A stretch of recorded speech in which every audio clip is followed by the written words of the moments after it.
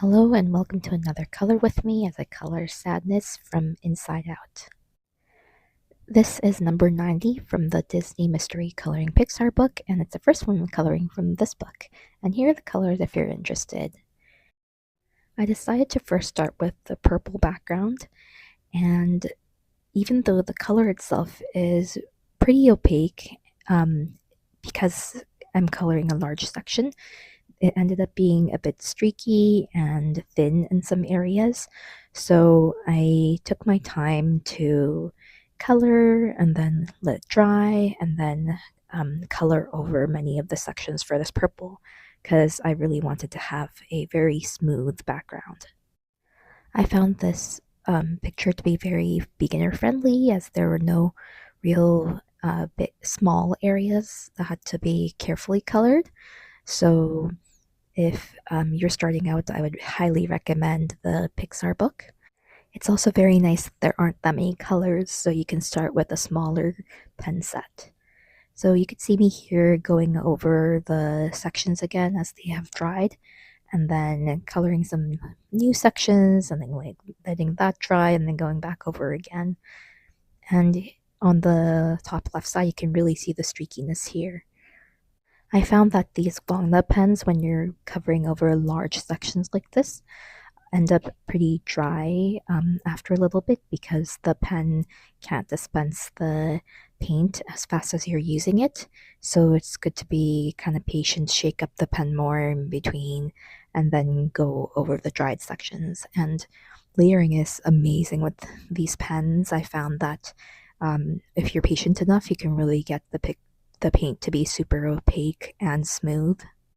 I really liked that the additional layers I was adding, I didn't have to be that careful to make the additional layer super smooth because as it dried, it would handle that on its own. And now you can see the original purple, the dark purple, looking really great. And then I moved on to the purse section, and this pen was very watery, like it made the paper crinkle from how much liquid it had, but wasn't the pigment was not thick. So I let it dry again and then colored over it and found that the color changed drastically as well because just the layering of the paint created a different effect. It's super fun playing around with different colors and how they work and thinking about the chemistry of all these paints. And only right now am I realizing that this thing that I'm coloring is not a purse, but rather the control center. Back when sadness and joy were the only ones, so they had only one button. This is a scene where sadness originally gets introduced to the movie. It's totally on me for not rewatching the movie as I was coloring, as I really should with all these, because it's such a great opportunity to revisit a lot of my favorite Disney movies. And here I'm coloring the white sections, and there are some areas where there are outlining beneath the white sections, so I made sure to go over those areas several times so that the lines don't show through the white that much. And I found this Guangna pen over several pictures to be a pretty opaque color compared to how light it is, and find it pretty easy to use. This picture uses a lot more white than a lot of the other ones I've done, so it's fun seeing how different the pen is when I'm working over larger areas. It's interesting that they decided to color the control center purple instead of a more white or beigey color, but I wonder if it's one because of the purple background having it reflect off the control center, and also two, it's more likely that people have pink and purple rather than beige and grays that match. This specific blue from the Guana set is one that I really hate working with. The pigment to liquid ratio is just not there. The liquid is too watery, it always makes the paper kind of crinkle. And then I don't know if it's the nib or what, but or maybe it's the wateriness. It always leaves little particles on the paper, which I hate. Which is surprising because the white is so good. You would think it would just be white plus some blue coloring, but that's not how the paint works. And you can see that even with layering, this blue kind of stays translucent. I really love Inside Out. I feel like it's such a feel good movie, and I love how it explores how your emotions evolve as you grow up and how important it is that you have access to all your different emotions rather than relying on just one. And Sadness as a character is just so cute, even though she's so sad a lot of the times, and sometimes it can get kind of annoying, but she really pulls through and saves the movie at the end, which I love. This gray was pretty easy to work with, and as I color the darker colors now, you'll see I don't do as many layers, which is awesome because it made everything go much faster. I feel like coloring this, I just spent so much time coloring and then letting things dry and then layering more on. And I'm thinking now maybe I'll eventually go back to this and put some glitter in her hair like it looks in the movie because everything's matte the way that I colored it here. I wonder if they're done making Inside Out movies or they'll make even more. It seems like Disney and Pixar like revisiting their IPs that do well now. So we'll see, I guess. Because of the way that the colors are dispersed here because of the glasses and the hair and everything, it really felt like I was just coloring random bits of this color rather than like a like coloring her as a whole. But it really comes through later once the darker colors come in, which is nice. It is nice though that the Guangna pens dry pretty fast, so it's really easy to layer more colors on and also not have that much smudging as I'm trying to go through many different parts of the page, and I don't have to wait as long for the paints to dry between different sections.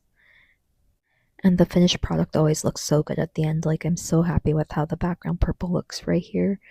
I think it just looks so uniform and like semi matte, and it's so nice. I started taking note of colors I feel are missing from my Guangna 240 set. So definitely a good, like a light blue is missing, and um, purples also I found were kind of hard to get the right shade because they vary so much. Like they're either too red or too blue, and I couldn't get exactly what I wanted. But for the purposes of this, I think it didn't matter too much, but I still feel like I'm missing some shades. I feel like this part where I fill in the majority of the face down here is where it really starts looking like sadness rather than just a blob. So that was really nice. And oh, she's so cute. I really like love her expression here, and it's definitely sadness, all right. It's also so nice moving on from one color to the next. Always feels like I'm making a lot of good progress in coloring the picture. Which is funny because like sometimes just one color fills most of the picture up anyway, and like moving colors doesn't really make that much of a difference, but it's just like a psychological thing. I like to basically check off my colors and move on to ones that I haven't done yet, rather than doing sections at a time. I feel like everyone's kind of different in how they approach their color by numbers. And this blue definitely was one where I didn't have to color over multiple times, which was so nice after having to do a lot of layers for the other shades. Sadness's hands here are just so cute. They're so blobby, and I love it. I can't even tell how many fingers she has. And that little quiver on her mouth is so funny. I I just I don't know. I love Sadness. I think she's underrated. I really want to try outlining this picture, but I'm too scared to because I don't want to ruin it by outlining it wrong. And it looks mostly finished anyway. So I don't know. Maybe just like the sparkle in the hair will do it, but maybe one day if I feel brave, or I could try it out on other pictures in this book first where I do the black outline because I love the way that it looks on other color by numbers. And I feel like it would just make everything pop more. I was very careful with this blue because it's so dark, and especially around the eyes, I was being very, very gentle to make sure to keep the circular patterns and not overcolor.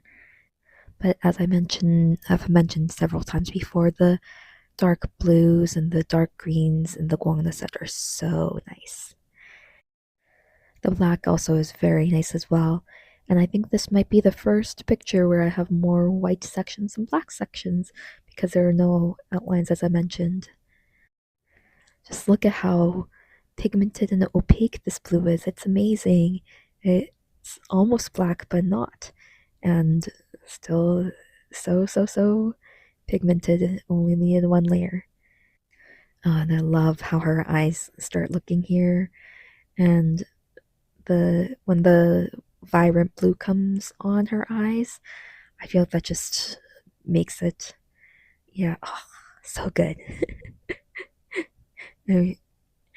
And for the glasses, I chose this purple, but I think it's just not quite right. Like, I need more purples in my life, and the guangna set isn't quite cutting it. So I need to search for some sets with some more variety in purples and light colors. I feel like they're just not that like high quality and not that much variation in the lighter colors in this guangna set. And here's a finished product for now. I think if I or I will maybe get it a glitter set and do the hair and maybe the glasses to just add some more flair.